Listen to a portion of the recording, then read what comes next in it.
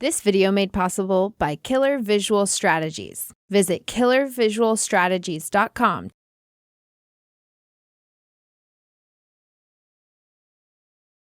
great to have you here, Mark. Hey, great to be here. Yeah. Excellent. So we are going to be getting a glimpse of that campus in a little bit. Cool. But I want to start, we started with Steve Ballmer yesterday, and we asked him a little bit about the folks who have influenced him in his career. And I know, obviously, you've had a number of influences. But I wanted to ask you in particular about these two gentlemen here. We had the gentleman on the right, Dara Khosrowshahi, here, your predecessor as Expedia Group CEO, 3 years ago now, before he left to lead Uber. And of course, that's Barry Diller on the left, who is still executive chairman of Expedia. What are the key lessons that you've learned from the two of these over the years? Boy, so many lessons I've learned from them. I think one of the most important things that I've learned from Barry Diller is just be clear. It's interesting in business, so many people like to use flowery language and jargon, and he just pushes to the clarity, the essence of the issue every single time, and that's what he focused on. So that's one thing I've learned from him is don't cut up on all the jargon. If something goes by and you don't exactly understand what someone's saying, say, I don't understand what you're saying. Could you explain it to me in plain language? And that's okay. Okay, I'll try that later on. Yeah, okay, please do.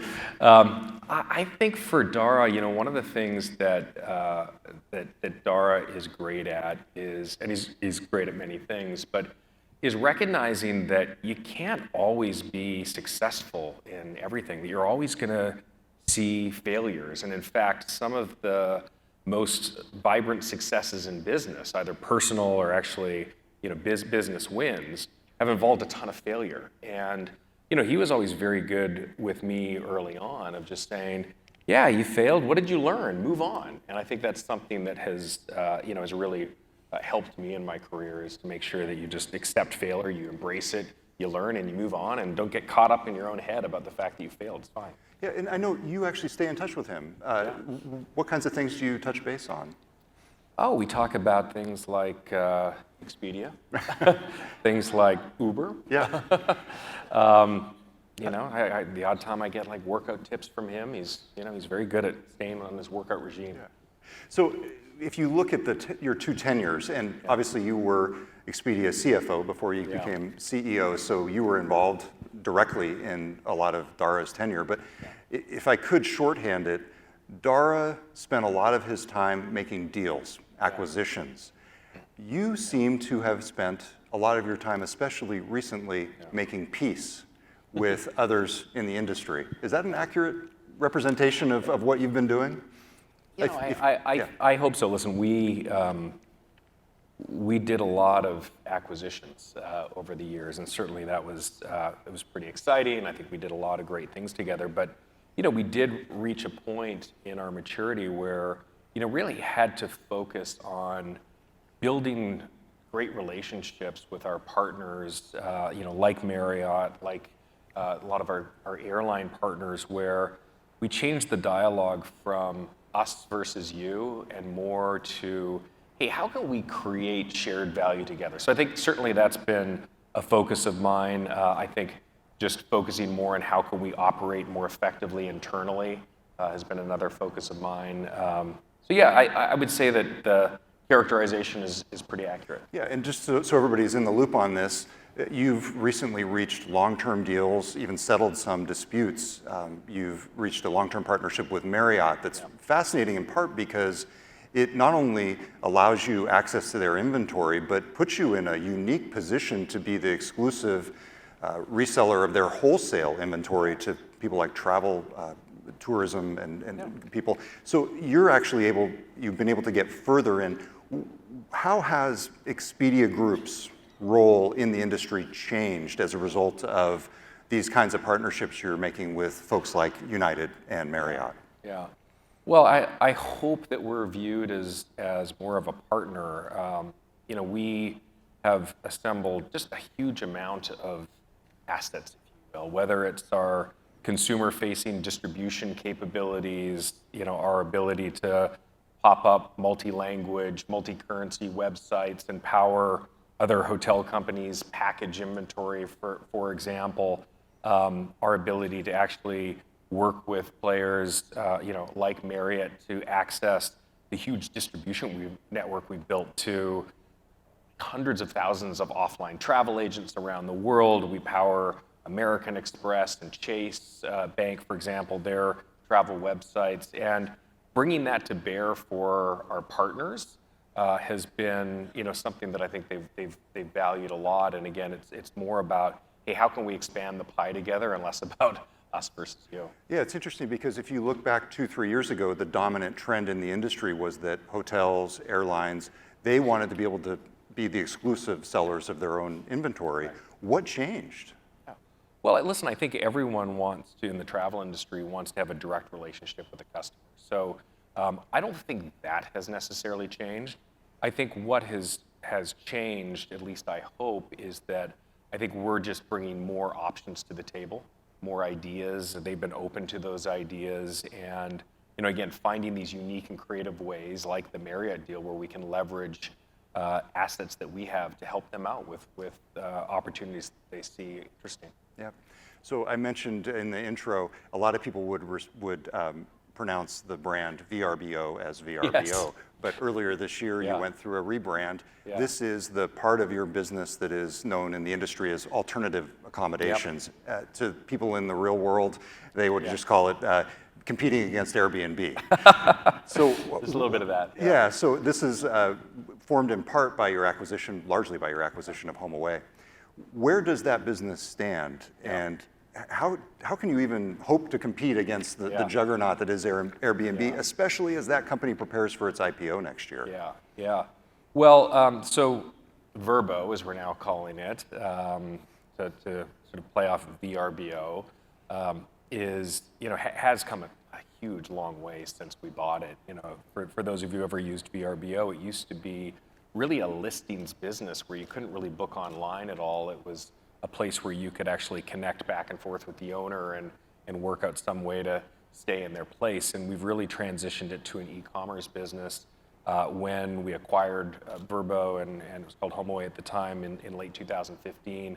It was doing like single-digit billions in bookings. Last year, it did just over $11 billion in online bookings. So it's become a real big player. We've also brought that inventory and made a lot of it available on Expedia and Hotels.com, so that they can actually have the full offering for our customers, and that's been hugely successful. I think one of the things that does differentiate Vrbo from the Airbnbs of the world is, they just have a great selection of large homes, places where you can take 10 people, you can take 5 people, you can take, in some cases, I was at their reservation ResFest conference the other day, 70 people. They have some of these amazing places that are very hard to get anywhere else, and that's one of the things that makes it unique. And they've been very focused on building out features and functionality on their mobile apps and on their websites to make it easy for friends and family to actually book on Vrbo.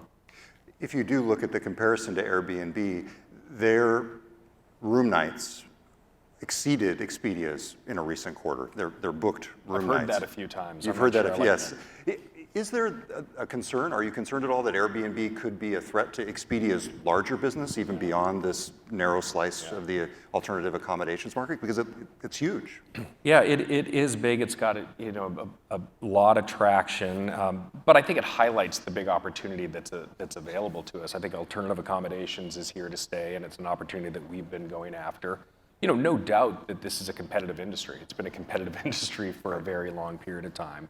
And we are a competitor, and one of the great things about Expedia, particularly the Expedia brand, is not only does it have alternative accommodations and hotels, but you can book your car rentals and your cruise and your flights together all in one spot. And I think to replicate that is it's a hard job. Yeah, they are, though, getting into things like experiences, and this is one area where I know you've said that Expedia's initiatives have been underfunded, that this is an area where you want to grow, things like tours, the things that you do once you get to the place where you've booked on Expedia. Yeah. Where do you see that headed for Expedia, the whole experiences marketplace? Well, I think it's going to continue to get larger and larger. We continue to expand the availability of the offerings that we have. Certainly, before the advent of mobile, it was harder to sell activities because people didn't really want to book them in advance. But we've been in this business for 20 years. But with the advent of mobile now, as we expand our inventory, it becomes much more open to us to actually make recommendations during stay, for example, and suggest the unique experience. And so I think it's a wide open opportunity for us. Okay. Well, we mentioned earlier, as we were coming on, that you are in the middle of a move, literally the campus on the downtown Seattle waterfront, the former Amgen campus, as many longtime Seattleites will know it, just opened this week. Yeah. Tell us about this campus, and as you do, let's look at a few pictures. What has this been like, this experience of moving to this new place culturally? Tell us about what's going on inside the company this week. Sure. So it's been about a 4-year journey for us to actually build this space. We refurbished a lot of the existing buildings that were there. You can see this cross bridge here that we put connecting them. So it's been a very, a large project, but the goal of it was really to create an environment which was an environment where our employees could collaborate much more effectively with one another, where they weren't stacked on top of each other in a high rise, but actually just walk around and see and interact with one another in an environment that is pretty special. It's filled with natural light. There's lots of outdoor space. We did move the first group over. They arrived on Monday. There's about 300 of them or so. And they're excited. I mean, I was there on Monday to check in on how things are going, and they're enjoying the views and the light and the open space much as you would expect. They're still trying to figure out where some of the cords are that they can plug into the. There's stuff to sort out, the nitty gritty, but they're so far so good. This campus was effectively designed by your IT team. They were in many ways, and I'm probably overstating it there, but they were in many ways involved since the very beginning. Yeah, absolutely. And they were able to come up with ideas like new ways to make sure that employees can sit down and do hot desks, and there's even Wi-Fi in the rocks out on the campus. Tell us what happens when the IT team is that involved from the origination of the project. Yeah. Well, the ideal is, and I think they've achieved this pretty well, is that it is a campus that works, where Wi-Fi works. When you go into a room, you can connect pretty seamlessly to the screens and project whatever you're trying to project, where the conference stuff works, all the audio it actually works. Well, this is the bugs we're trying to work out. No, it does work, I swear. It does work. But I think having the opportunity for them to go in and make sure that you've got the right equipment in place right from the start, I think has been a great thing, and we're hopeful that it will really help our employees do what they do best, which is create incredible travel experiences and collaborate with one another much better. The trip and the move across Lake Washington is not trivial. Right. Not only the operations that you're moving, but literally the day-to-day commute. What has happened inside your employee base? Have you lost people because they just can't stomach the idea, not getting across 520, this is such a local question, not getting across 520, but getting from I-5 to the waterfront? I mean, that sounds nightmarish.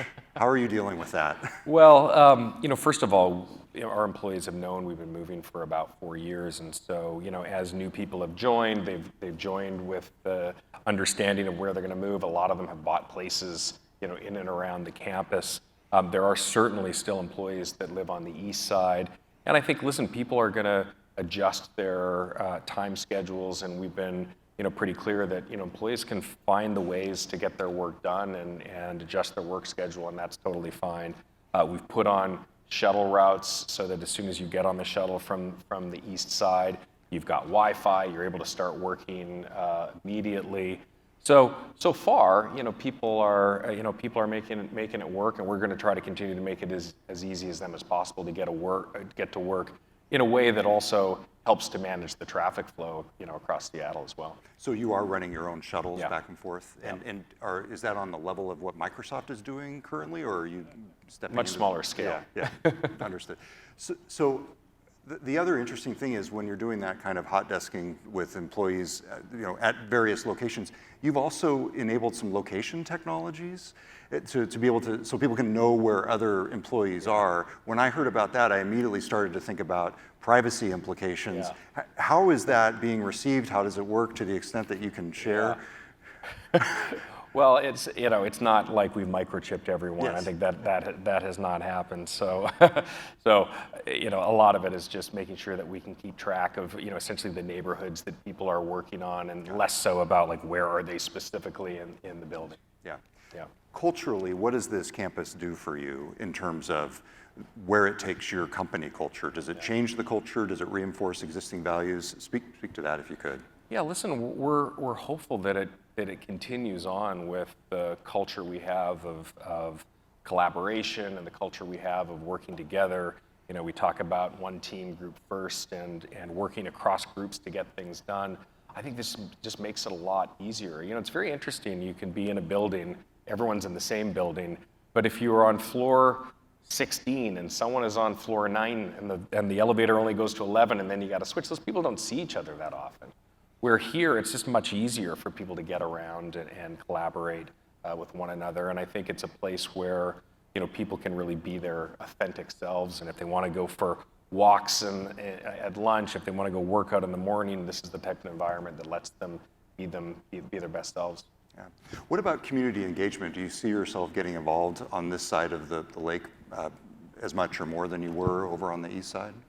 Well, I think it's already happened. I think it's important for companies to be engaged in the issues, and I think we've developed a good relationship with the city so far, and certainly they've been a great help in this move.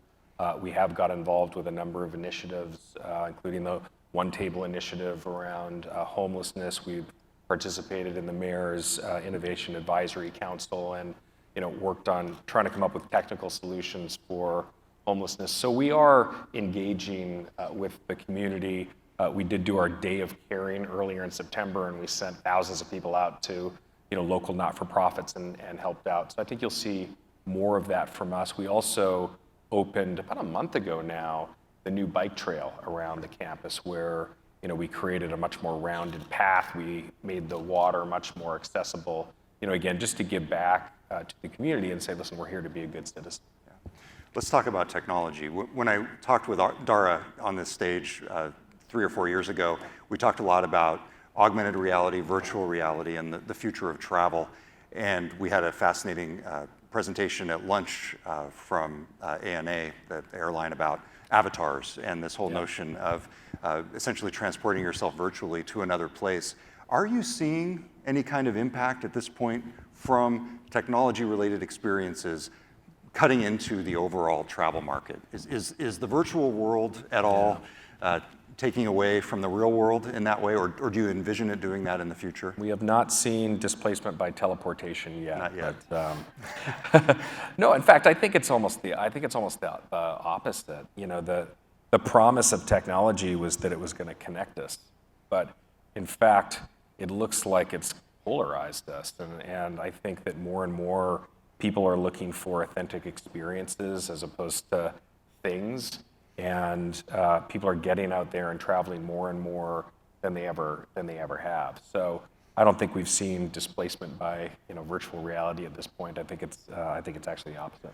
What kinds of technologies do you pay attention to as they relate to your business? Is artificial intelligence starting to play a role in the decisions you make, how you run the website? Give us a sense for the landscape of tech that you pay attention to as CEO. Well, artificial intelligence is certainly one of the biggest movements out there that impacts our business, and we're using machine learning to help select the order of photos that you take a look at. We are using it to make recommendations on the website. We are using it to help drive workflow so that we can have our sales teams understand what's the next best action and help them make more intelligent decisions around how they spend their time. And I think you're just going to see more and more artificial intelligence, machine learning really eke into not only the user experience but the operations of companies. Are you seeing privacy concerns at all limit what you're able to do in terms of serving the customer by anticipating what they might need? A lot of the large tech companies are really having to dial back or rethink some of the things that they do. We talked earlier today with Dave Limp from Amazon. Is that starting to impact your roadmap, your technology roadmap? It hasn't become a big issue for us at this point because we're a long ways from the creepy line. You know what I mean? I mean, we're able to understand through people's behavior and their past travel behaviors things that may interest them, but it's certainly not to the creepy line. And we take privacy very seriously. We, obviously try to make it very clear to people, when they see something that may be a little bit more personalized, why they see it. So I think we're pretty far from the line at this point.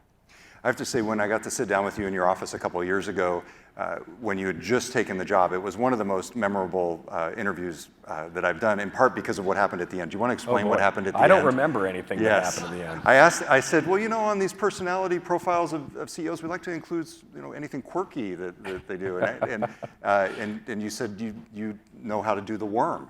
The dance. Yeah. So, okay, maybe we'll revisit that later. It's part of an ensemble of wedding dances that I can do. How about that? The other thing you said, I asked you what was going to change at Expedia, and you said we're going to be watching more hockey because you're Canadian. You said kidding, not really. So are you watching more hockey? A little less hockey. It turns out I'm a little busier than I anticipated. Yeah. Well, the other thing I asked you at that time was who your biggest competitor was. And I anticipated that you might say Google at the time, and you dispelled that notion. You said it was Booking Group, which of course is part of Priceline. It includes Priceline, and that's how people would know it in part. But I've noticed recently in other conversations, you've started to cite a different company as your biggest competitor. Who is your biggest competitor today? Well, I think first of all, we have a lot of competitors. I think Booking Holdings is definitely a very strong competitor of ours. You mentioned Airbnb is another one. Google is in this interesting category of being a great partner of ours, but also a competitor when it comes to selecting where you might want to go. I think they're certainly in that game. We're in that game. But I think the advantages that we have that we're really starting to play up much more is some of the things that we're able to do after the booking. When something goes wrong, we're able to help you out and change it, increasingly in a much more automated way through our chatbots. We've got incredible loyalty programs, the Hotels.com program, stay 10 nights, get one free, the Expedia program. So I think we're, in some senses competitive, and some senses great partners. But yeah, we do look at them in some cases as a competitor, and certainly you can't ignore how significant they are in the internet. Okay, now I'm going to pull a Barry Diller on you here. Oh boy. Okay, so Mr. Diller, as I call him, the one time I've talked to him, I was instructed that I had to refer to him as Mr. Diller. Is that right? That's wise. Yes.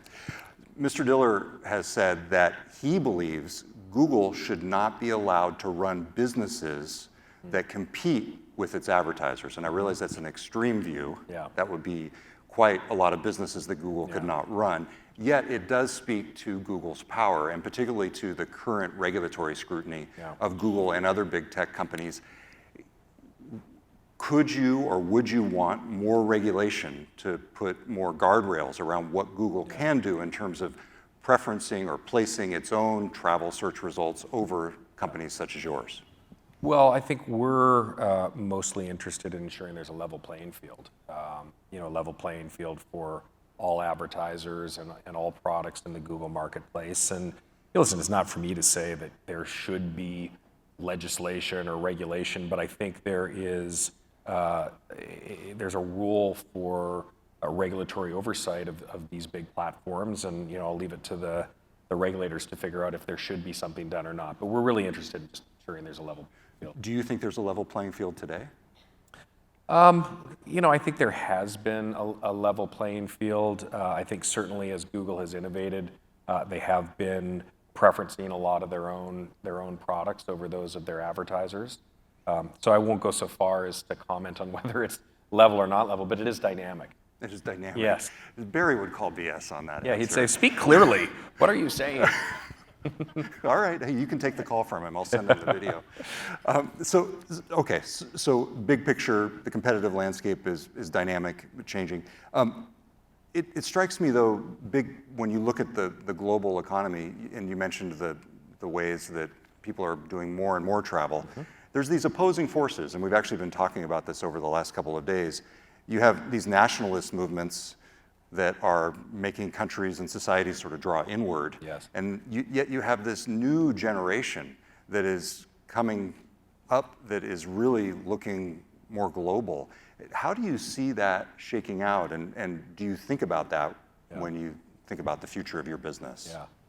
I mean, we do think about it, and I think certainly as various immigration reform topics have come up, anything related to visas and the free movement of people, we do take an active interest in making sure that, with obviously safety and security in mind, that people are able to actually move around, and that remains the case.